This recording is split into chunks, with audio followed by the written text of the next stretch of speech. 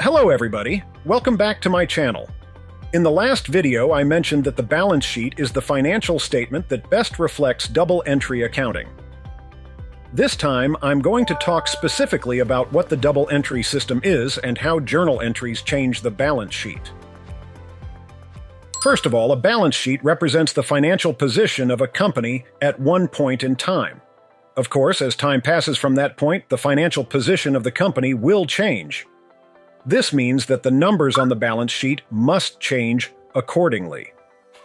Journalizing is a process of entering commands to change the contents of the balance sheet. It's like typing a command into a computer program.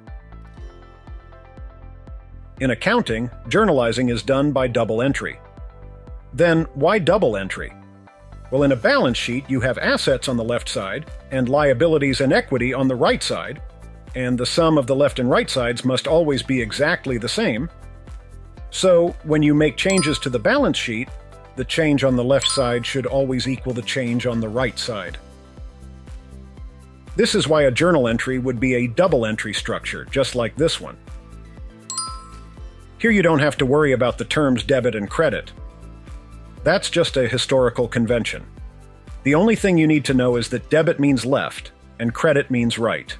That's it. By the way, we sometimes abbreviate debit to DR and credit to CR when displaying a journal entry.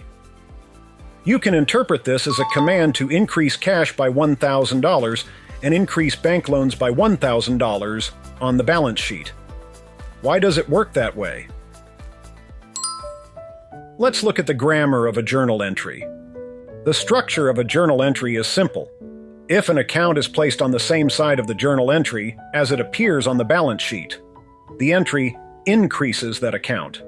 If it is placed on the opposite side, it decreases that account. On the balance sheet, assets are on the left side. So if you want to increase an asset account, you'd write it on the left side of the journal entry. If you want to decrease an asset, you'd write it on the right side. For liabilities, the opposite would be true. Increases would be on the right, and decreases would be on the left.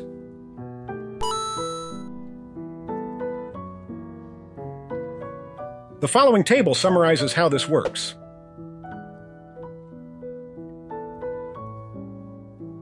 Now let's practice with a simplified example. First, let's assume that we have Company A's balance sheet as of December 31st, 20x2, which looks like this. Then let's assume that during 20x3, the following transactions occurred that affected its financial position.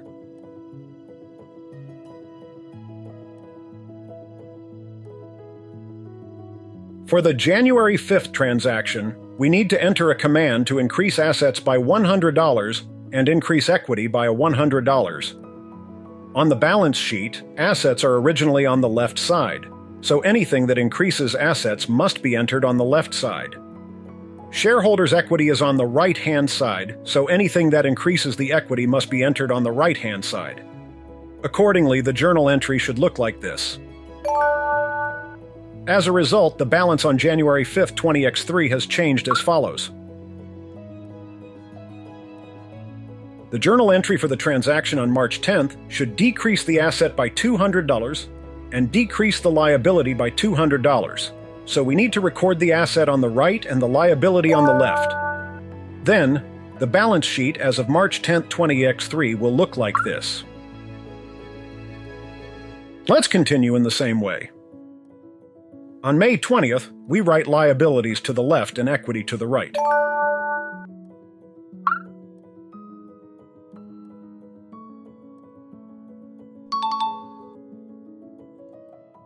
We need to increase liabilities by $300 and equity by $200, and increase assets by $500. In this case, we have the following journal entry. Note that this journal entry has three accounts. Liabilities and equity go to the right side, and asset goes to the left side. Now these are the four journal entries put together, and the net increases and decreases in assets, liabilities, and equity are summarized as follows.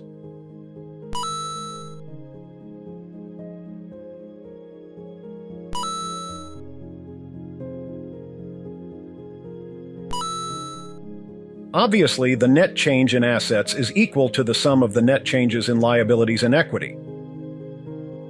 And if we compare the balance sheet at the end of the previous year to the current year, we get this.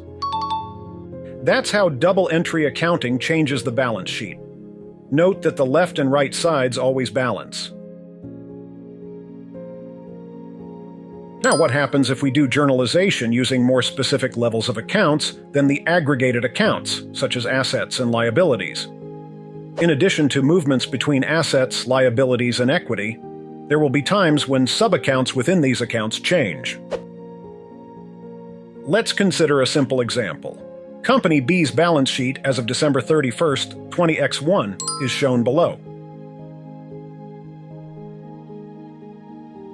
And here are the accounting transactions during 20x2. Let's take a moment to think about how you're going to record these transactions. Are you ready? Let's go through them one at a time. The first transaction is an exchange between sub-accounts within the assets account. We need to decrease accounts receivable and increase cash, so we'll show accounts receivable on the right and cash on the left. Then, the resulting balance sheet will look like this. The second transaction reduces accounts payable, which is a liability, and also reduces cash, which is an asset. So we split it like this.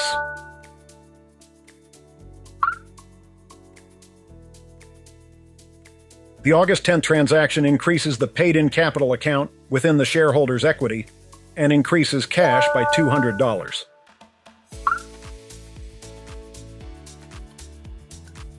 Finally, this transaction is an acquisition of new asset land by increasing bank loan. So we put the land on the left and the bank loan on the right. Let's add up the journal entries so far and check the totals.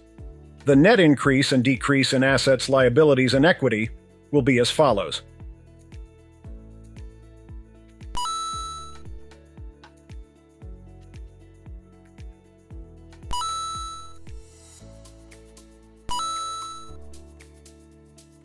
Again, the left and right sides always add up to the same amount.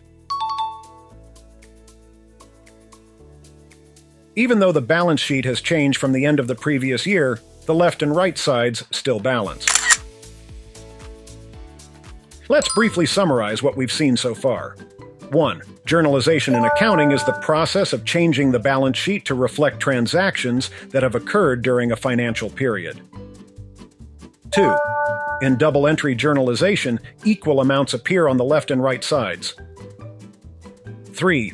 The interpretation of a journal entry is made on the basis of the location of the accounts there. That is, writing an account in the journal entry in accordance with its standard position in the balance sheet means increasing the amount in the account, and vice versa. 4. The balance between the left and the right side of the balance sheet is maintained after any change due to a journal entry. What do you think? Pretty simple, right? But guys, so far we haven't talked about items like income or expenses. How do we journalize these accounts? Are there different rules for creating an income statement? That's what we're going to cover in the next video, so stay tuned.